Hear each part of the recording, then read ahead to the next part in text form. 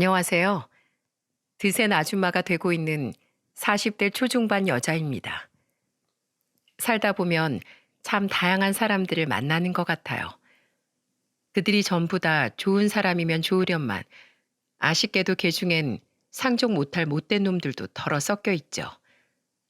아주 유명한 말처럼 저는 그런 놈들에겐 몽둥이가 답이라고 생각해요. 덜어는 똥물에 뛰어들어 똑같은 사람이 되지 말라고 말하는 사람들도 있지만 당하고 살면서 김밥 옆구리 터지듯 터진 내 우라통은 어찌하나요?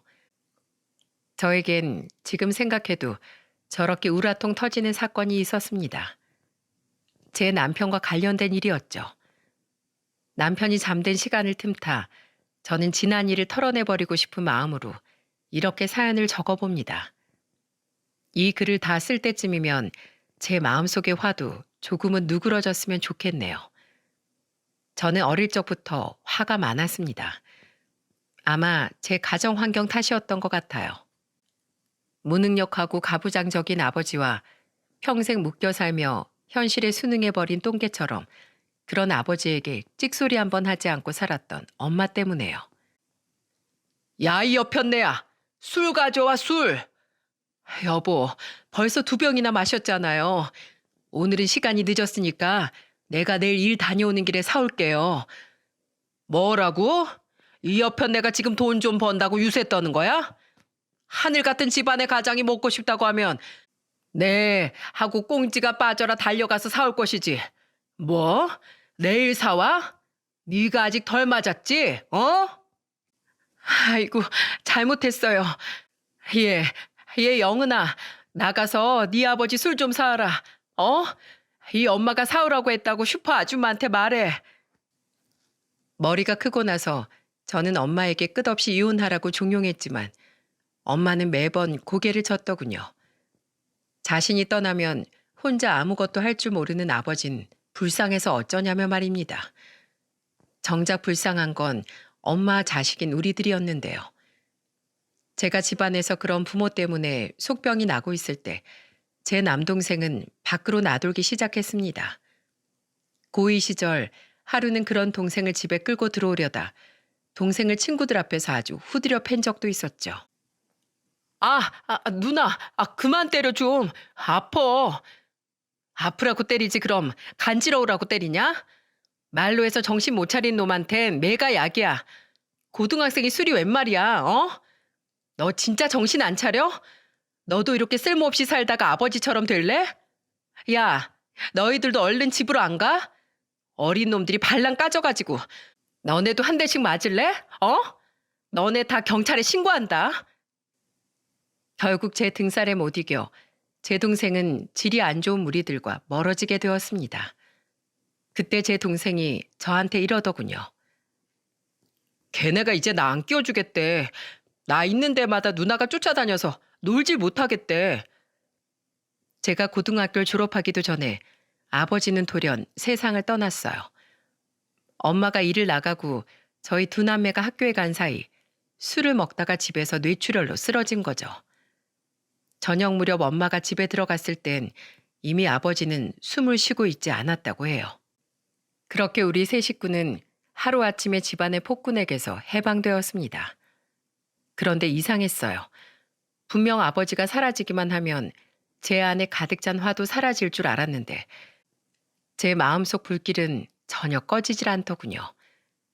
저는 집에서 엄마에게서 벗어나야겠다고 생각했습니다. 저는 엄마를 누구보다 불쌍히 여겼지만 또 그런 엄마를 누구보다 원망하고 있었다는 걸 뒤늦게 깨달았거든요. 엄마가 미안하다. 내가 미련해서 내 자식들 마음에까지 병을 만들어버렸어. 이거 받아라. 500만 원이야. 이 정도면 서울에서 원룸 보증금 정도는 될 거다. 가끔 잘 지내고 있나 전화만 한 번씩 해주렴. 엄마는 제게 돈을 건네면서도 차마 제 눈을 똑바로 보지 못하고 고개를 푹 숙이시더군요. 눈물이 났습니다. 저에게 미안해하는 엄마도 그런 엄마를 두고 떠나는 저 자신도 모두 불쌍해서요. 이후 저는 서울로 올라와 옷가게에서 일을 시작했어요. 그리고 저는 나이 24세 드디어 작게나마 제 옷가게를 열 수 있게 되었죠. 정말 치열하게 살았던 것 같습니다. 10대 때 기억이 온통 아버지를 견뎌내는 일이었다면 20대 때는 먹고 살기 위해 장사를 했던 기억만 남아있을 정도로요. 원래 살던 지역에서 정육점을 시작한 제 남동생은 사고를 치는 바람에 25세 이른 나이에 결혼을 했습니다. 결혼을 하고 난 이후 남동생과 올케는 저희 엄마를 모시고 함께 살았어요. 한 번은 남동생이 제게 이런 말을 하더군요. 누나, 내가 우리 아들 낳고 살면서 생각한 게 뭔지 알아? 아버지를 이해할 수 없다는 거야. 이렇게 눈에 넣어도 안 아플 것 같은 내 자식한테 함께 고생하며 살고 있는 아내한테 어떻게 그런 짓을 할 수 있었는지 말이야. 그래도 나 요즘은 사람 사는 것 같아. 누나도 알잖아. 우리 집사람 참 좋은 사람인 거. 매번 기가 죽어있던 엄마도 손주 보면서 조금씩 웃는 날도 많이 생겼고 난 누나가 나처럼 좋은 사람이랑 결혼해서 행복하게 그리고 마음 좀 편하게 살았으면 좋겠어. 남동생의 그런 바람 덕분이었을까요? 저는 나이 30에 지인의 소개로 만난 2살 차이 남편과 결혼을 하게 되었습니다. 당시 중소기업에서 일을 하고 있던 남편은 참 욕심 없고 선한 사람이었어요. 등치는 곰 같은데 영화에서 누가 우는 장면만 나와도 눈물을 글썽이는 모습이 참 신기하다고 생각했죠. 남편은 나중에 제게 청혼을 하며 앞으로는 자신이 저를 지켜주겠다고 말했습니다. 저에게 불어오는 모진 풍파를 막아줄 수 있는 우상 같은 가장이 되겠다며 말이죠. 그때 저는 속으로 생각했어요. 저 또한 마음 여리고 착한 이 남자를 언제까지고 지켜주겠다고요. 저희 시부모님은 두 분 다 무척 좋은 분들이셨습니다. 제 가정사를 다 알고 계셨으면서도 불안 환경에서 자랐다고 싫은 내색 한번 비추지 않으셨죠. 도리어 시부모님은 저희 엄마 말처럼 정말 저를 귀한 딸 대하듯 대해주셨어요. 세아가 이거 좀 먹어봐라. 이거 완도 전복인데 네 시아버지가 넣어온다니까 거기 사는 지인한테 부탁해서 직접 새벽부터 공수해 온 거야. 우리 며느리가 좋아하는 건데 그 정도는 내가 마땅하게 해야지. 많이 먹어라 우리 며느리. 아이고 몸에 뼈밖에 없어. 저 정말로 시댁에 가기만 하면 제가 엄청 귀한 사람이 된 것 같았어요. 험한 가정에서 나고 자란 저에게 시댁의 분위기는 낯설면서도 참 포근했습니다. 마치 따뜻한 이불에 감싸여 있는 느낌이었죠. 하지만 그런 시댁에도 단 한 명 골칫덩이가 있었어요. 그건 바로 남편의 여동생인 신우이였습니다. 신우이는 사사건건 불평불만이 많은 사람이었어요. 그 때문인지 신우이는 옮기는 회사마다 1년을 넘기지 못했습니다. 심지어는 출근한 지 하루 만에 잘려서 씩씩대며 들어온 날도 있었다더군요. 신우이는 제 남편에게도 저에게도 곧잘 트집을 잘 잡았어요. 아유, 저 쪼다. 오빠, 남자가 여자를 좀 휘어잡을 줄도 알고 그래야지. 어쩜 오빤 언니 말이면 그렇게 설설기어? 엄마 아빠도 그래. 뭐 대단한 사람 납치했다고 이것저것 해다 바쳐? 새언니, 아빠한테 맞고 자랐다면서요? 이미 험할 대로 험하게 자랐을 텐데 오히려 공주 대접 받기 좀 어색하지 않아요? 자기가 무슨 공주야 뭐야? 계집애 말본새하군. 아유, 저 화상을 그냥. 어째 내 배에서 저런 게 나왔을까? 시어머니는 혀를 끌끌 차셨습니다. 남편은 인상을 찡그리며 한마디 했어요. 남편의 그 말에 잔뜩 상했던 제 기분이 조금 누그러지더라고요. 네 새언니가 공주지 그럼. 내 눈엔 공주보다 더 예뻐. 욱, 난리 났네. 새언니, 대체 우리 오빠를 어떻게 구워 삶은 거예요? 구워 삶긴요. 아가씨 오빠 천성이 착한 거지.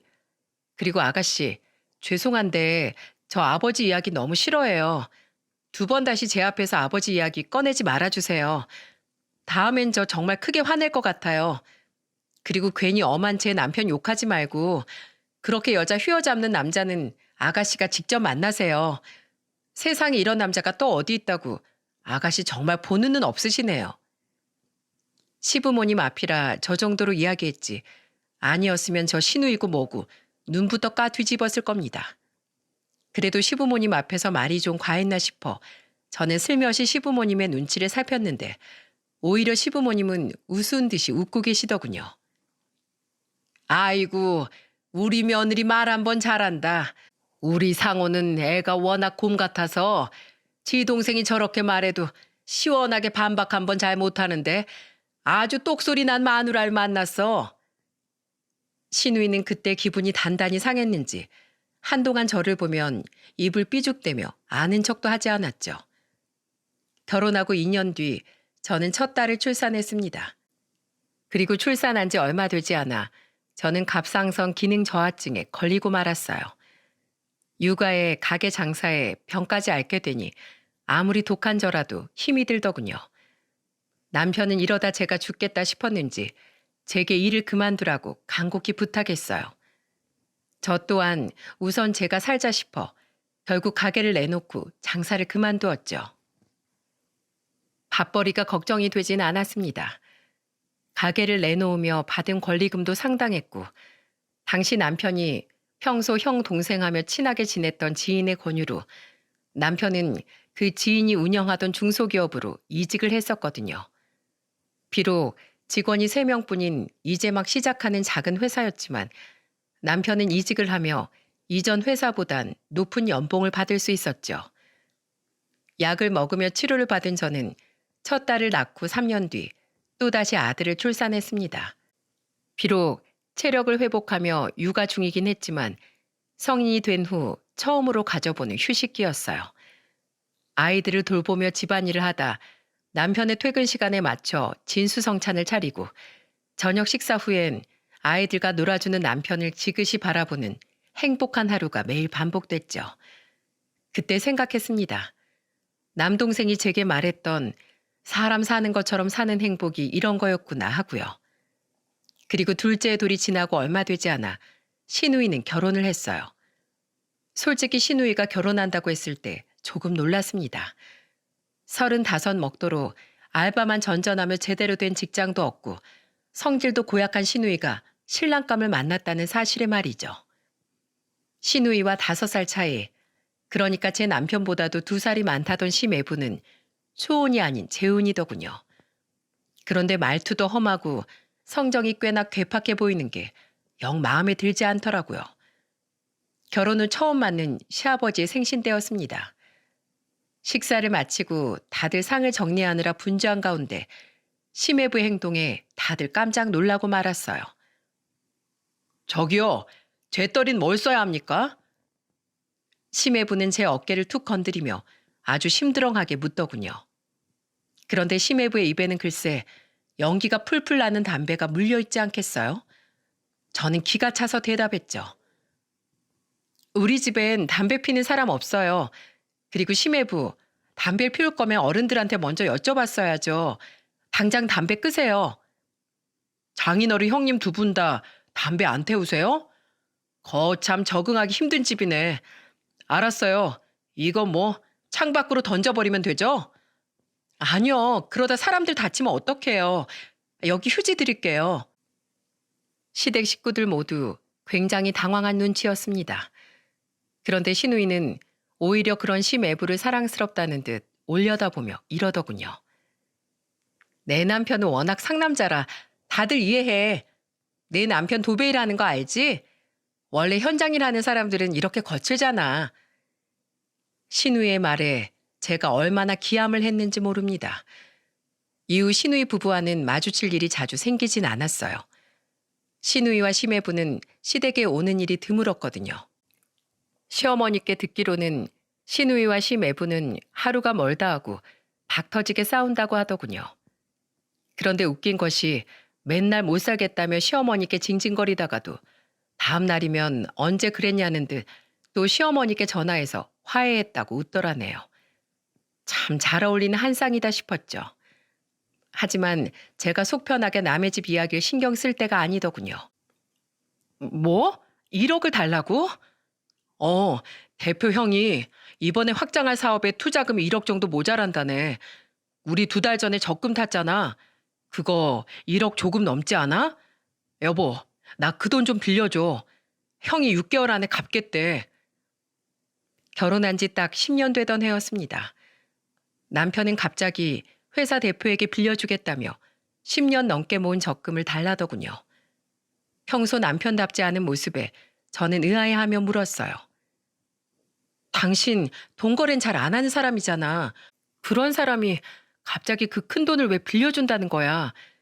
준규 대표님, 당신이랑 형 동생 하면서 친한 건 잘 아는데 아무리 그래도 그렇지 회사에 쓸 자금을 왜 과장인 당신한테 빌려달래? 그 돈 빌려주고 우리 새로 들어가는 사업 유치되면 형이 나 부대표로 올려준대. 그 회사에서 제일 오래 일한 사람이 나거든. 나 거기서 8년이나 일했잖아. 여보, 이 회사 아직 직원이 5밖에 안 되지만 충분히 투자할 가치가 있다고 생각해. 미래가 있는 회사야. 특히 이번 사업만 잘 되면 회사가 더 커지는 건 시간 문제라고. 게다가 준규 형이 뭐 나랑 하루 이틀 된 사이야? 그 돈 빌려준다고 떼어먹힐 일 절대 없어. 저는 반대했습니다. 남편은 그런 저를 3일 동안이나 설득했어요. 결국 저는 남편의 말에 못 이겨 그 돈을 내어주었죠. 집안의 가장인 남편의 선택을 믿고 지지해주기로 마음먹고요. 하지만 왜 사람의 불길한 예감은 틀리는 법이 없을까요? 여보, 어떡해. 우리 회사 부도 났대. 형은 연락도 안 돼. 휴대폰도 꺼져 있고. 우리 돈, 그 돈 어떡해. 그 대표라는 인간은 남편에게 돈을 빌린 지 1달도 채 되지 않아 말없이 잠적을 해버렸습니다. 대표가 사라진 회사는 곧이어 부도가 났죠. 남편은 완전히 공황 상태에 빠졌어요.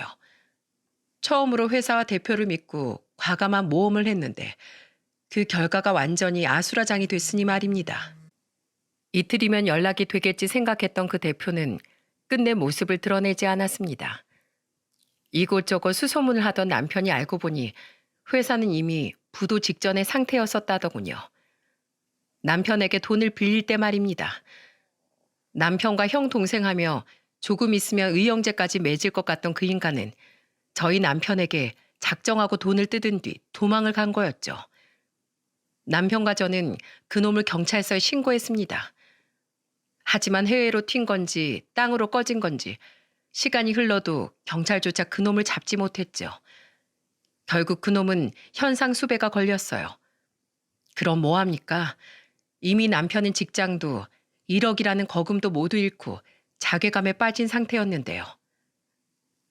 여보, 내가 미안해. 난 쓰레기야. 나 같은 놈이 무슨 큰일을 벌여보겠다고 그런 짓을 했을까? 그 돈 당신이 안 먹고 안 입으면서 아끼고 아낀 돈인데. 남편은 매일같이 흐느꼈어요. 술은 입에 잘 대지도 않던 사람이 나중엔 술 없이 잠조차 들지 못했죠. 처음엔 저도 사람인지라 남편에게 화도 나섰습니다. 제가 그토록 반대했건만 그렇게 자신만만하더니 결과가 결국 사기나 당한 꼴이었다는 게 말입니다. 하지만 제 앞에서 차마 고개도 들지 못하고 크게 낙심한 남편을 보니 안쓰러운 마음이 더 커지더라고요. 그래, 사람이 한 번쯤 실수할 수도 있지 싶어 어느 날 저는 여전히 술잔을 기울이고 있는 남편 앞으로 가 제 잔에도 소주를 한 잔 따르며 말했습니다. 당신 이제 술 그만 먹어. 오늘까지만 나랑 대차게 먹는 거야?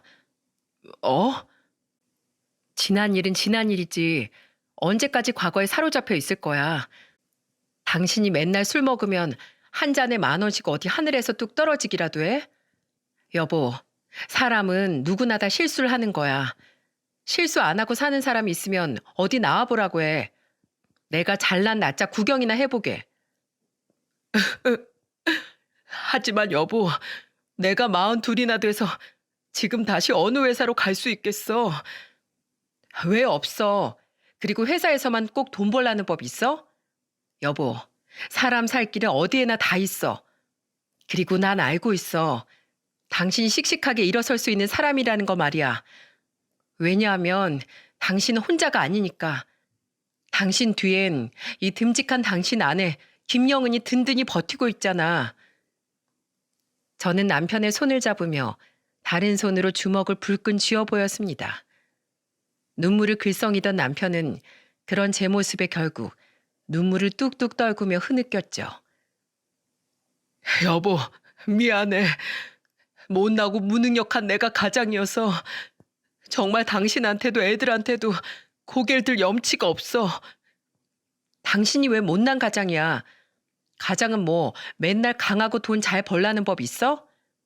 여보, 당신은 지금도 여전히 나에게도 애들한테도 세상에서 제일 멋있고 든든한 가장이야. 당신 나한테 우산 같은 사람이 돼준다며 지지대 하나쯤 부러졌다고 우산이 아닌가? 우리 같이 힘을 합쳐서 조금 망가진 우산 따윈 튼튼하게 고쳐버리자고. 다음 날부터 남편은 정말로 술을 뚝 끊었습니다. 그리고 열심히 일자리를 알아보기 시작했죠. 저 또한 아이들이 초등학교와 유치원에 돌아오기 전인 아침 9시부터 오후 2시까지 편의점 알바를 시작했고요. 하지만 남편의 예상대로 남편은 이직 자리를 쉽사리 찾지 못했습니다. 남편은 임시 방편으로 배달기사와 대리운전 일을 뛰었어요. 배달기사 수입이 의외로 쏠쏠했던지라 이직을 하지 못했던 남편은 꽤나 오랫동안 그 일을 했죠. 그렇게 8개월쯤 지났을 때였어요. 설 명절을 맞아 우린 아주 오랜만에 시누이 부부까지 함께 시댁에 모일 수 있었습니다. 원래는 시누이 부부가 오기 전에 저희 가족은 제 친정으로 떠나곤 했는데 그땐 제 동생 부부와 엄마가 조카들을 데리고 명절 기간 동안 여행을 갔었거든요. 어차피 친정에 가봤자 아무도 없으니 연휴 기간 동안 그냥 시댁에 있자 싶었죠. 오랜만에 만난 시매부는 그래도 눈치라는 게 좀 생겼는지 전만큼 개념이 없진 않았지만 여전히 무례한 말투가 몸에 배어 있더군요. 형님, 사기당해서 속 좀 쓰리시겠어요. 그래서 직장은 구하셨어요? 나이가 많아서 받아주는 데가 있나? 없더라고. 그래서 지금은 배달기사랑 대리운전 이렇게 투잡 뛰고 있어. 와, 근데 형님 용케 멀쩡하시네요. 제 주위에 배달 뛰는 인간들 죄다 어디 하나 부러지고 철심받고 재수 없으면 명줄 뚝 끊어지던데. 옆에서 듣고 있는데 사람이 어쩜 저렇게 말 하나하나에 무식한 티를 팍팍 낼 수 있나 싶더라고요. 전 같으면 한마디 했을 텐데 심애부와도 나름대로 몇 년을 알고 지내다 보니 저 말에 악의가 없다는 것 정도는 잘 알겠어서 우선 가만히 있었어요.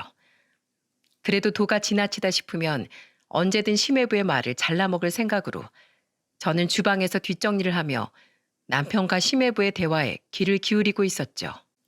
그런데 그때 심애부가 굉장히 의외의 소리를 하더라고요. 형님, 위험하게 운전일 하지 마시고 저랑 같이 현장 안 나가실래요? 저 도배일 하는 거 아시죠? 저 따라다니면서 도배 배우세요. 처음엔 좀 박봉인 것 같아도 기술 잘 배우고 경력 좀 쌓으면 이거 나름 수입 짭짤해요. 도배? 네, 제가 잘 알려드릴게요. 저만 믿으세요. 생각도 해본 적 없던 일이라 남편은 굉장히 고민을 하더군요. 집에 와서까지 한참 생각을 하던 남편은 이내 시매부에게 도배를 배워보겠다고 제게 말했죠. 근데 정말로 시매부한테 일 배울 수 있겠어? 난 시매부 성격을 아니까 걱정되네. 괜찮아. 그래도 가족이니까 좀 더 잘 대우해 주겠지. 남편은 정말 열심히 일했습니다. 하지만 처음엔 벌이가 영 시원찮았어요. 심지어 완전 처음엔 남편은 아예 일당조차 받지 못했죠. 뭐? 한 푼도 못 받았다고? 근데 나도 이해해. 돈 주고 학원에 가서도 배우는 일인데 매부는 나한테 돈도 안 받고 공짜로 일 가르쳐 주는 거잖아. 그럼 언제부터 돈 준다는 건데? 다음 달부턴 준대. 미안해 여보. 조금만 기다려주라. 남편의 말도 이해는 갔지만 솔직히 마음에 들지 않았습니다. 자기만 믿으라고 큰 소리 떵떵 쳐놓고 그것도 일주일 내내 쉬는 날도 없이 불러대면서 무보수로 사람을 부려먹는다는 게요. 게다가 돈을 주기로 한 다음 달부터 심해보는 남편에게 일당을 고작 6만 원씩 주더군요. 6만 원? 안 되겠어. 당신 당장 때려치워. 사람을 하루에 10시간씩 부려먹고 6만 원이 뭐야? 그거 식대도 포함이라며.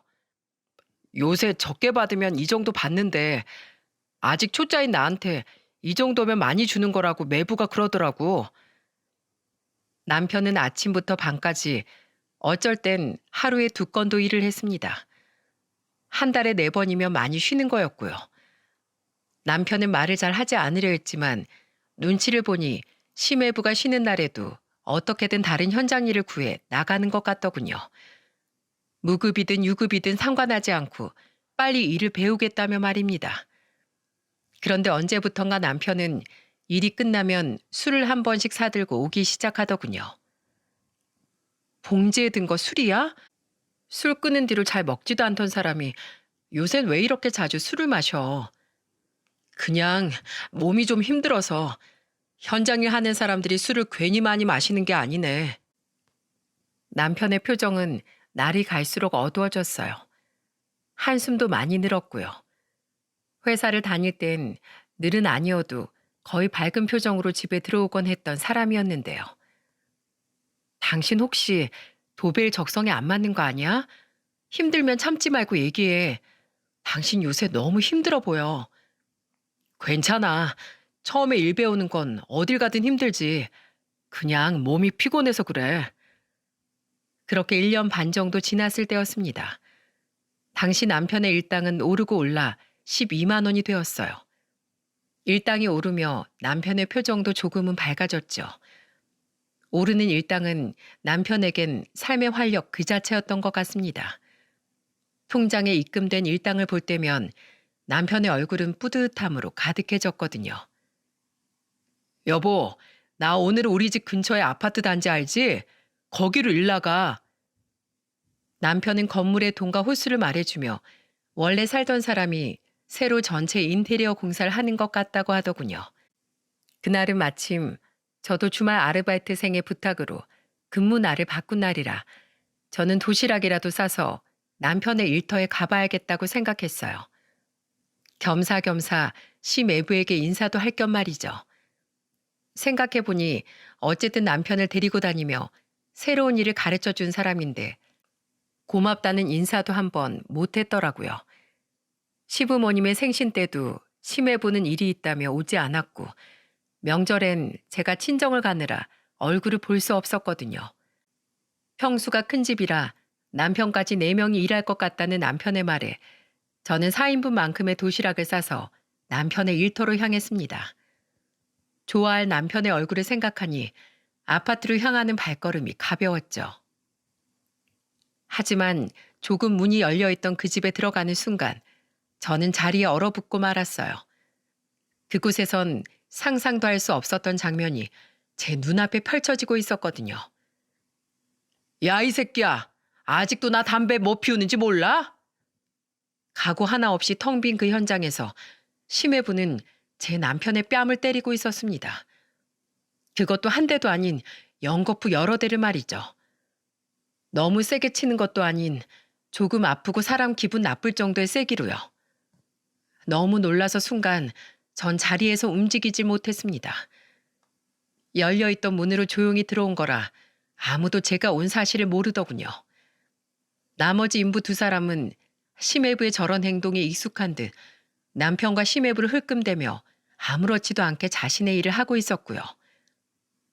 그게 말이야. 저기 슈퍼에서는 국산밖에 안 판다고 해서. 그럼 다른 편의점 찾아가서 사오면 되잖아. 야, 이 띨빠가. 네가 그렇게 멍청하니까 아직까지 나한테 뺨이나 쳐맞는 거야. 그리고 내가 현장에선 존댓말 쓰라고 했지? 확 씨. 네가 너네 집에서야 내 형님이지. 여기서도 윗사람 대접받고 싶냐? 꼬우면 네가 반장해. 네가 네 회사 차리라고 이 자식아. 남편은 아무 말 못하고 심해부의 말을 묵묵히 듣고만 있었습니다. 그리고 마지막으로 심애부가 남편의 뒤통수를 팍 하고 내려친 순간 저는 그만 눈이 돌고 말았어요. 저는 그 길로 성큼성큼 걸어가 심애부의 뒤통수를 주먹으로 내리쳐 버렸습니다. 아, 뭐야? 누구야? 처남댁. 미치셨어요? 지금 누구 얼굴에 손을 대요? 네? 여보, 괜찮아? 여보. 심해부도 남편도 저를 얼떨떨하게 바라보더군요. 그러더니 이내 남편은 제가 모든 상황을 지켜봤다는 걸 깨달았는지 고개를 푹 숙였습니다. 그리고 가늘게 떨리는 목소리로 제게 이렇게 이야기하더군요.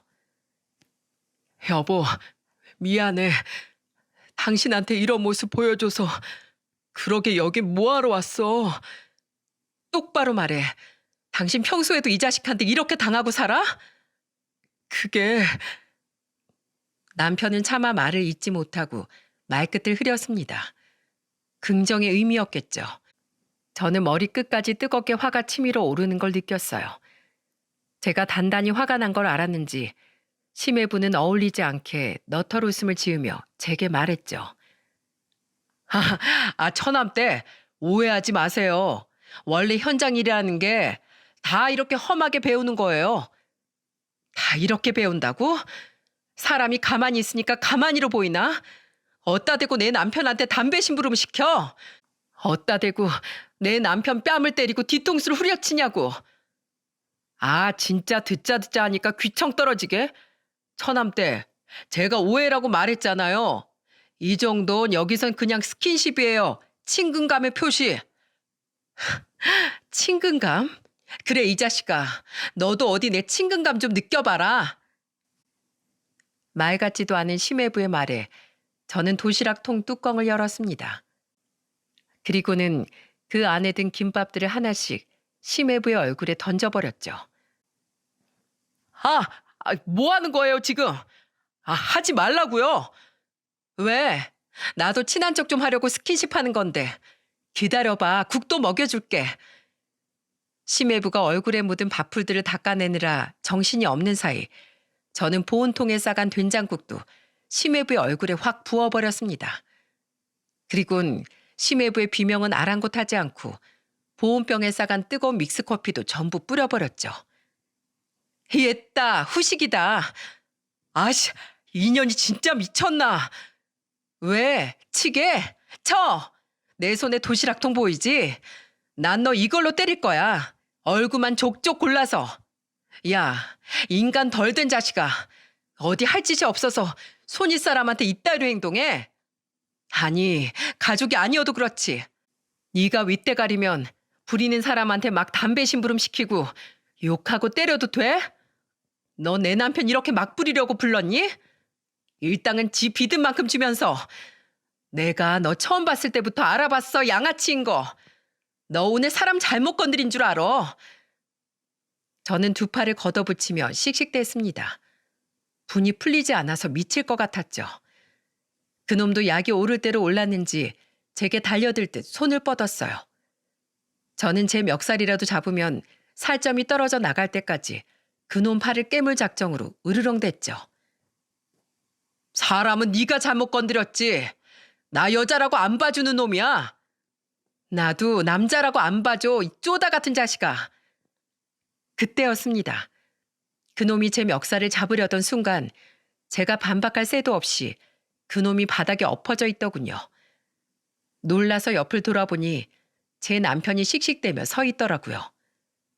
그놈은 등치 큰 제 남편이 단 한 번 휘두른 주먹에 맥없이 쓰러져 버렸던 겁니다. 이게 돌았나? 지금 누구 안에 몸에 손을 대? 너 지금 나 쳤냐? 너 일 안 배우고 싶어? 안 배워. 너 따위 거한테는 일도 매번 날림으로 해대서 컴플레인 잔뜩 걸린 놈한텐 더 이상 배울 거 없어. 너 이 바닥 인맥이 얼마나 중요한지 몰라? 알아서 그동안 닥치고 있었잖아. 근데 너 이 바닥에서 소문 더럽더라. 지금 너 벼르는 사람들이 한둘이 아니야. 네 밑에서 일 배우고 있다고 하면 다들 나를 불쌍한 눈으로 쳐다본다고. 넌 이 자식아, 이 바닥에서 더 떨어질 평판도 없어. 거기 김씨, 박형, 제 말이 틀려요? 남편의 갑작스런 물음에 우리를 지켜보고 있던 도배사 두 사람은 머리를 긁적이더군요. 그날 나온 일당은 받아야 하는지라 말하기를 꺼려하는 눈치였어요. 그런데 그때 눈치를 밥 말아먹은 심해부가 대뜸 악을 썼지요. 야, 이 새끼들아, 뭘 일일이 다 듣고 있어? 일이나 하라고 이 쓸모없는 자식들아. 일 달라고 와서 빌빌대길래 불러줬더니 어디 농땡이를 피우고 있어? 오늘 일 안 끝낼 거야? 하여튼 이놈이나 저놈이나 쓸모없긴 매한가지지. 심해부의 말에 두 사람의 눈빛이 순식간에 변했습니다. 두 사람은 서로 시선을 주고받더니 이내 들고 있던 것들을 바닥에 내팽개치더군요. 그리고는 심해부 옆을 지나가며 침을 퇴하고 뱉더니 이렇게 말하고는 그냥 휙 나가버렸어요. 진짜 더러워서 못 해먹겠네. 앞으로 당신이랑은 두 번 다시 일할 일 없을 줄 아슈. 무슨 도배 반장이 저밖에 없는 줄 알아? 우리가 당신 이 바닥에 소문 쫙 내버릴 거야. 같은 도배사들한테 욕짓거린 기본에 아무 소리 못하는 자기 가족한텐 손찌검까지 하는 상종 못할 인간이라고. 뭐라고? 야, 꺼져. 부를 사람이 너네밖에 없는 줄 알아? 심해부는 그들의 뒤에 대고 고래고래 악을 썼습니다. 저는 남편의 손을 잡고 그들을 따라 그 자리를 떴지요. 심해부는 계속해서 악을 써댔고 저는 그런 심해부에게 한마디를 남겼어요. 등신. 남편은 그놈이 따라 나오지 못하게 재빨리 현관문을 닫아버렸죠. 그렇게 집으로 돌아오자마자 저는 남편을 획 돌아봤습니다. 조금 전 심해부에게 화를 내던 남편은 온데간데 없었고 제 앞엔 죄진 사람처럼 풀이 죽어있는 불쌍한 남편만이 남아있더군요. 저는 너무 속상한 나머지 펑펑 울며 소리를 빽 질렀어요. 이 바보야. 여태 그놈한테 그런 취급당하면서 일하고 있었던 거야? 내가 힘들면 말하라고 했잖아.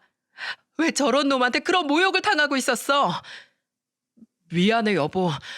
난 그냥 꾹 참고 빨리 배우고 나오려고 그랬어.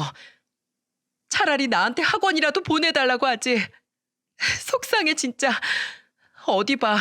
뒤통수는 괜찮은 거야? 뺨은. 난 괜찮아. 울지 마 여보. 내가 잘못했어. 다신 그 인간 밑에서 일하지 마. 아니, 아예 상종도 하지 마.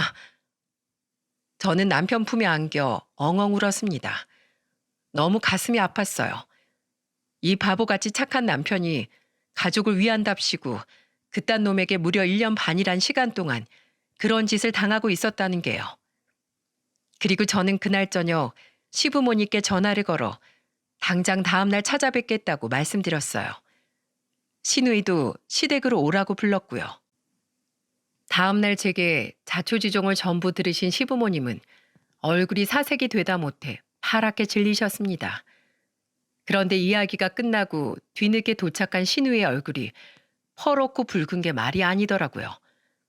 전날 포악한 심해부의 행동을 본 터라 저는 시누이에게 물었죠. 아가씨, 설마 그 자식한테 맞았어요? 뭐라고? 지수가 너 그 놈한테 맞았어? 얼른 엄마한테 말 안 해? 몰라. 진짜 짜증나. 이게 다 전현 때문이야. 깜짝 놀랐습니다. 저와 시어머니의 말에 시누이는 대뜸 엉엉 울며 저를 죽일 듯이 노려보는 게 아니겠어요? 그리고 시누이의 입에서 나온 말은 화를 내야 할지 귀가 차야 할지 정말 알 수가 없더군요. 그 인간 건드리지만 않으면 안 때리는 사람인데 전현이 어제 그 인간 속을 박박 긁어놔가지고 나만 이 모양 이 꼴이 됐잖아.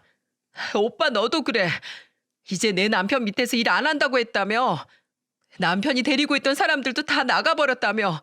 오빠랑 전현 때문에. 거지같이 사기당해서 빌빌대던 거 구해줬더니 이렇게 뒤통수를 쳐? 이 양심의 털난 인간들아. 야 서지수, 너 정신 안 차려? 지금 누가 누구한테 큰 소리야? 때린 놈은 네 남편인데 왜 엄한 네 오빠한테 이러냐고. 시아버지는 엄청나게 역정을 내셨고 시어머니는 시누이가 맞고 산다는 말에 한탄스러운 표정을 지으셨죠. 어린애처럼 방바닥에 주저앉아 엉엉 우는 시누이가 얼마나 한심해 보였는지 모릅니다. 저는 시부모님과 시누이를 향해 말했어요.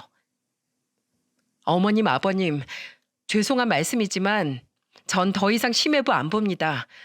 아니, 오늘 아가씨 꼴을 보니까 당장 이혼이라도 시키셔야 할 것 같네요.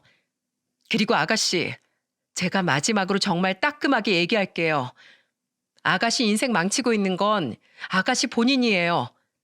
집안에서 반대하던 그런 쓰레기 골라 잡아서 결혼한 것도, 그렇게 맞으면서도 만만한 자기 가족만 쥐잡듯이 잡으며 문제를 바로잡지 못하는 것도요. 그리고 아가씨, 앞으로 말을 할 땐 생각이라는 걸 좀 하고서 하세요. 그러다 언젠간 진짜 아가씨 남편처럼 저한테 한 대 맞는 수가 있어요. 아시겠어요? 뭐라고? 난 이 시누이야. 세상 어렵다니 시댁 식구라고. 인생 더 어렵게 살고 싶지 않으면 그 입 닫아요. 경고해요. 제가 낮은 목소리로 이야기하자 그제야 시누이는 입을 꾹 다물더군요. 저는 시부모님께 죄송하다고 말씀드린 후에 남편을 데리고 시댁에서 나왔죠. 저와 남편은 시매부와의 인연을 확실하게 끊었고 이후의 일은 시누이와 시부모님의 몫이었으니까요. 이후 남편은 다행히 틈틈이 배우러 다녔던 다른 반장님의 밑에서 일을 할 수 있게 되었습니다. 솔직히 큰 소린 뻥뻥 쳐놨어도 그놈이 제 남편이 앞으로 일을 못하게 회방 놓진 않았을까 내심 걱정했는데 다행히도 상황은 정반대더라고요. 안 그래도 소문이 안 좋았던 그놈은 일손이 부족해서 제 남편까지 살살 꼬셔서 불러냈던 거였습니다. 이 바닥에서 인성이 워낙 더럽기로 유명해 알만한 사람들은 시매부와 함께 일하길 굉장히 기피했다고 해요. 그 와중에 어렵게 구했던 그 2명의 도배사들은 그때 단단히 마음 상해서 나간 후 아는 도배사들에게 전부 소문을 퍼뜨려 놨더군요. 덕분에 사람이 영 구해지지 않던 시매부는 그때 맡았던 아파트 도배 일을 혼자서 대충 끝내버렸는데 얼마나 대충 한 건지 의뢰인과 엄청난 마찰이 있었다고 합니다. 시매부는 그만 고객인 의뢰인에게 손찌검까지 해서 경찰서에 불려갔었다네요. 근데 알고 보니까 그 의뢰인 있잖아. 리모델링 때문에 도배 맡겼었다던 그 아파트 집주인. 그 사람이 글쎄 그 아파트 부녀 회원이었대. 그 사람이 매부가 한 일을 아주 대잡으로 만들어서 아파트 곳곳에 붙여놨다나 봐.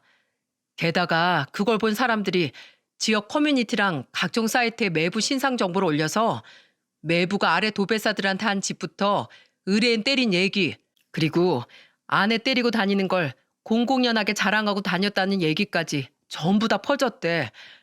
요새 인터넷 정말 무서워. 안 그래?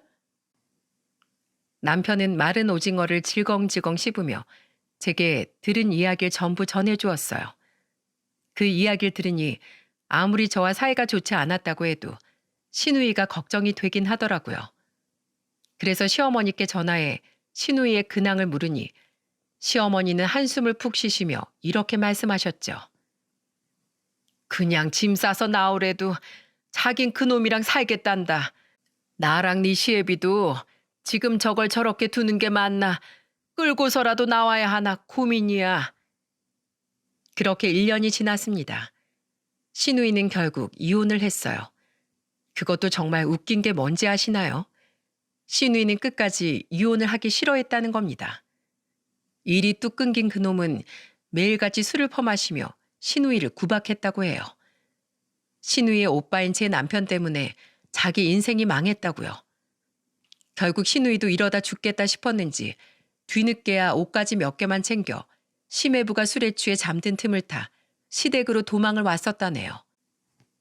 그러면서도 자기는 아직 그놈을 사랑하는데 어멈 너랑 상호 때문에 어쩔 수 없이 이혼하게 된 거라고 맨날 지방에서 징징거리며 운다. 아니, 그놈도 협의 이혼에 동의해서 같이 법원까지 다녀와 놓고 대체 왜 저런다니? 그러니까 당분간 너희도 그냥 우리 집에 오지 말거라. 괜히 너희들 제 얼굴 보면 속만 더 시끄러워지겠다. 아휴, 정말 쟤를 어쩌면 좋으니. 아가씨 혼자 정말 세기의 사랑을 하셨나 봐요. 어떻게 보면 참 순수하네요. 힘내세요, 어머님.